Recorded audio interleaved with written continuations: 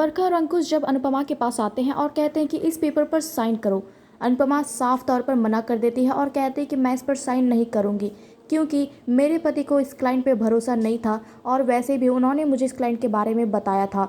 वो इससे किसी प्रकार का बिजनेस नहीं करना चाहते थे। तब जीके कह देते हैं कि हाँ, मुझे भी अनुज बताया था। तो बरखा कहती है, जीके आपको आपकी बार बार औकात याद दिलानी होगी क्या, क्योंकि आप एक नौकर हैं और आप इस तरह बीच में नहीं बोल सकते। तभी अनुपमा को गुस्सा आ जाता है और वो कह देती है, जी के इस घर के नौकर नहीं, इस घर के पिता समान है, क्योंकि अनुज उसे मम्मी कहते हैं। और अगर आपको पिता समान और नौकर में फ़र्क नहीं मालूम है तो आपकी अमेरिका की सारी पढ़ाई बेकार है, क्योंकि आपको किसी प्रकार के रिश्ते की समझ नहीं होती है। तभी अंकुश गुस्से में आ जाता है और कहता है कि अनुपमा, हमारा कहने का वो मतलब नहीं था, लेकिन मैं यहाँ बात कर रहा हूँ बिजनेस की, ना कि फैमिली मेम्बर की। वैसे भी बिजनेस का तुम भी नहीं जानती हो और तुम्हें बिजनेस के बारे में नहीं पता है, इसलिए अच्छा होगा कि हम लोग बिजनेस को संभाल लें।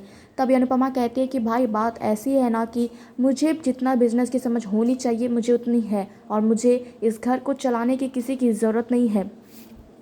क्या है ना कि मैं सारे रिश्ते निभाना चाहती हूँ, लेकिन आप इस प्रकार का कोई भी रिश्ता नहीं निभाना चाहते हैं, मैं अच्छी तरह से जानती हूँ। बरखा कहती है कि तुम्हें इस नौकर की इतनी चिंता है, लेकिन मेरी नहीं, हम लोगों की नहीं है। तुम हमेशा एक मौका ढूंढती हो हमेशा बेइज्जत करने की। अनुपमा कहती है, भाभी, अगर आपको ऐसा लगता है तो आप ऐसा ही समझें।